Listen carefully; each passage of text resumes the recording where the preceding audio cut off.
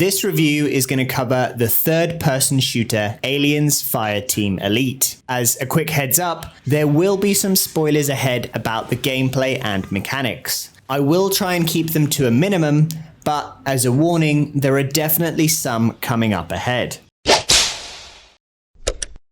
It has been a few years since we've received a film or game from the genre-defining universe that is Alien, which almost seems odd that we get a release now, as the next planned installment is a TV series rumored to be in 2023, which is a very special date for those of you paying attention to the Alien timeline. Aliens Fireteam Elite is a double first for the series, as it combines more of a team-based structure and third-person view, which we have not seen before in the game's portion of the universe. Starting off in the game, you will take on one of 6 roles, either as a gunner, demolisher, technician, doc, recon, or phalanx. Each of these are able to equip 2 weapons, 2 primary abilities, and 1 passive ability. Whilst the game currently only has 6 roles, it looks like the developers have more planned for the future.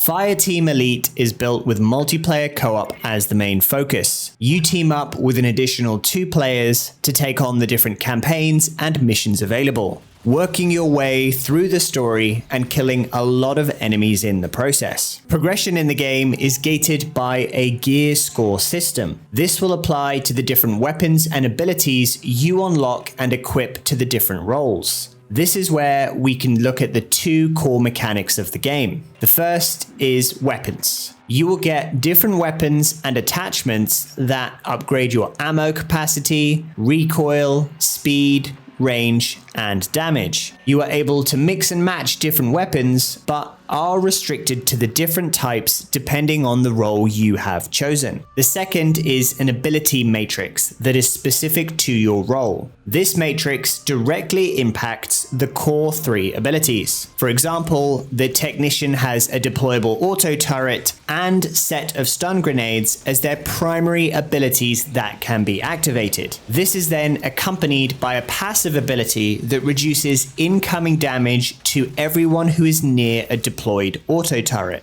As you progress through missions and kill more enemies, you will level up and gain access to more attachments, improvements, and ability enhancements. These serve to increase your combat rating and give you access to more challenging and rewarding missions. So let's talk about the good. It's always difficult not to compare a game to others, but that doesn't mean it's a bad thing. For me, this game has taken some really good elements from Left 4 Dead, with the seemingly endless waves of aliens that appear right out of the walls, and then combines it with a combat system that is more similar to Gears of War, where you use cover and grenades to work your way through strong points and clear levels. The action in this game is great. Like, really great. I have some small nitpicks that I will get into later on, but for now, I'm more than happy with how the developers have structured things. To explain this the best, I have to be as simplistic as possible. The action is non-stop.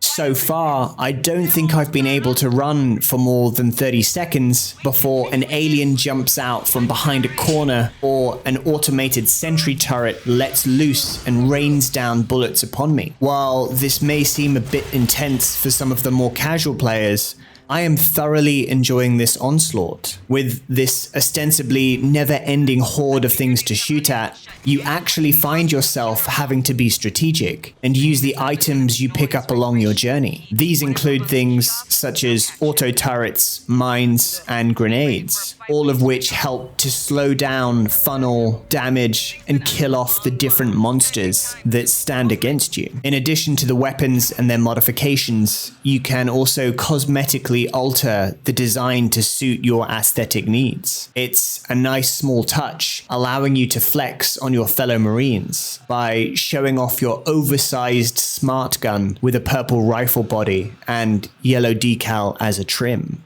Talking about the universe, the game provides a nice tie-in and connection between the films. We see the colonial marines coupled with the origins of the engineers. Beyond just killing xenomorphs, you will be going up against Wayland synthetics and other mutations. The story of how all of this gets mixed in together makes sense and is well within the bounds of the extensive and defined lore. There are some great plot twists and narrative that make for some entertaining dialogue and provide moments that aren't sugar-coated or forced. It still also holds true that in this universe, members of the colonial marines who originate from South America are still the toughest and most badass people you will ever come across. This brings us nicely onto sound.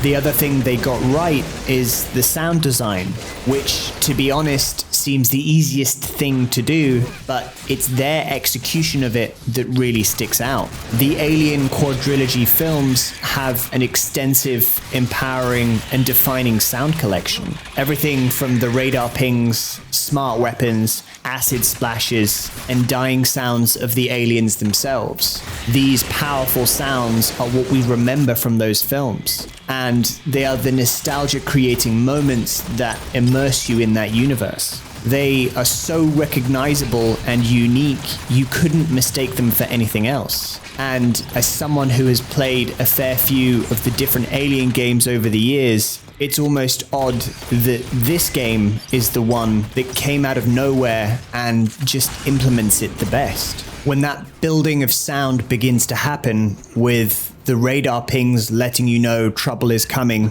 to then the screams of the aliens as they begin to hunt you down, finishing with the inevitable crescendo of your smart guns blasting everything that moves. This layering of sound is like an orchestra, building the tension for those classic hits that envelop your emotions. It's something really enjoyable and hits the experience and immersion just right to make you almost feel like you're in the film. You're instantly hooked and want to shoot the swarms of aliens that begin to crawl from ceilings, jump on the walls, and pop out from the ventilation shafts. You become the Marines. Those same Marines who are scared, gung-ho soldiers who just want to survive. I was instantly transported back to the Aliens classic and have already caught myself on too many occasions saying out loud those unmistakable lines. They're everywhere. And it's game over, man. It's game over. So, onto the bad. Starting off, we have to talk about character models. And this is an odd mention. The reason I say that is the game itself is very good looking. There's a lot of attention to detail in the different models and scenery around you. But for some reason, the Marines are just bad. They almost seem out of place with the level of detail that everything else has. Now, in fairness, you don't notice this when playing a mission, as you have to focus on the oncoming enemies. But I ask myself the question, why? It's clearly not a lack of talent from the artistic team, as it's shown in everything else. But the Marines, upon closer inspection, are just lacking, almost plastic-like in nature. Compare this with the detailed ship design or intricate hive nest walls, it doesn't match. When you spend too long looking at a Marine and then the background, it's more painfully obvious, especially compared to all the monsters that fit seamlessly with the scenery and match its color, detail, and design. Or to make them intentionally stand out so that you wouldn't mistake them for anything else, in which case they have succeeded. Next, we can talk about AI pathing. The developers have done a very good job at having Xenos jump around from wall to ceiling to floor, which creates the illusion that they are coming from everywhere. However, unfortunately, after playing for more than an hour or two, you begin to spot the patterns in their wall jumping and pathing. This means that you can aim in the same spot, and if you time your attacks right, get those headshots that kill the smaller aliens instantly. There is, however, enough pressure from different sides to minimize this, as you have to rotate to the different corridors, ceilings, and floor vents. But it's still noticeable. This can lead to the gunplay being dull and at times seem boring, especially your first time around completing the campaign when you haven't got any upgrades yet. But I would say this gets more varied and interesting later on.